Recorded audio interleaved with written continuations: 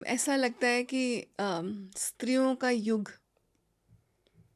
अब वापस फिर से आने वाला है समाज में, क्योंकि ये जो साइलेंस्ड वॉइसेस थी, जी। साइलेंस्ड प्रेजेंस थी, उनको आप हम जैसे नॉर्मल लोग उनको सुन रहे हैं और उनको लोगों तक पहुंचा रहे हैं।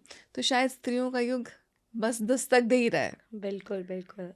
और मुझे लगता है बहुत लड़के भी ऐसे हैं जो चाहते हैं कि ऐसा हो। मतलब बहुत लोग कहते हैं ना, हमारी क्योंकि पुरुष सत्ता ही रही है शुरू से, हम्म, हम जहाँ वही है।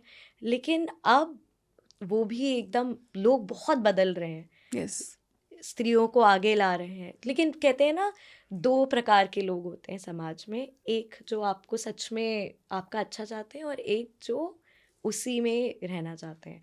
तो मुझे लगता है कि आज के टाइम पे उन लोगों की तादाद धीरे धीरे बढ़ती जा रही है जो इक्वालिटी में और सच में हमारा जो इतिहास, जो हमारी संस्कृति हमें सिखाती है कि नारी का पूजन होना चाहिए, वो देश क्या, वो जगह ही तभी फ्लरिश करेगी जब वहाँ की नारियों का सम्मान होगा।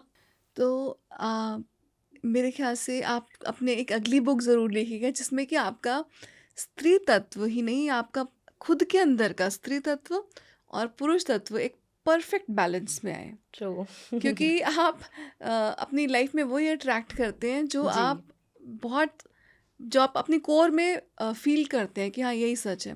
तो आप उन्हीं रिश्तों को अट्रैक्ट करते हैं, आप उन्हीं सिचुएशन सर्कमस्टेंसेस को अट्रैक्ट करते हैं। जी यही लॉ ऑफ अट्रैक्शन भी है जी जिसको जी हम जी, बोलते ट्रू हैं। True true. आपने भी जो कैरेक्टर्स दिखाए हैं, जैसे आपने जो अपनी देवियाँ दिखाई हैं, नवग्रहों की जो पत्नियाँ दिखाई हैं, तो हम उनको सिर्फ जानते हैं उनकी खूबसूरती से, हम्म। या उनकी मान लीजिए उनके पास कुछ सिद्धियाँ हों। लेकिन आपके ने जो इन स्त्रियों को एक मिलिट्री की तरह भी शो किया है समवॉट। हम्म।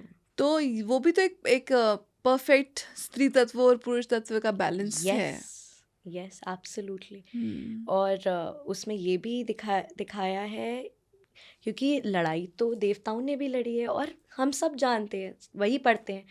लेकिन ये लड़ाई जो छुपी हुई थी, जो स्त्रियों ने भी लड़ी है, बस उसको ऊपर लेके आने की मैंने कोशिश की है। और इनफैक्ट जो शक्तियाँ उनके पास थीं, हम्म। जैसे हम सूर्य देव की पत्नी के बारे में अगर बात कर लें, छाया ने जो लड़ाई लड़ी थी, तो उनके अंदर वो सूर्य देव की जो ताकत थी वो भी थी। उसके बिना वो इतना अच्छा युद्ध नहीं लड़ पाती। तो ये सच है, क्योंकि जो हथियार था उनके पास वो उन शक्तियों का ही था। तो बैलेंस तो प्रकृति का नियम है। अगर जब हमारे धरती भी जब हम सब बने थे, तो भी एक इंसान की वजह से नहीं, दो लोगों की वजह से हम बन पाए थे, एक स्त्री और एक पुरुष। तो दोनों का बैलेंस बहुत ज़्यादा ज़रूरी है। किसी एक को आप ऊपर कर दो, एक को नीचे कर दोगे तो नहीं चलेगा।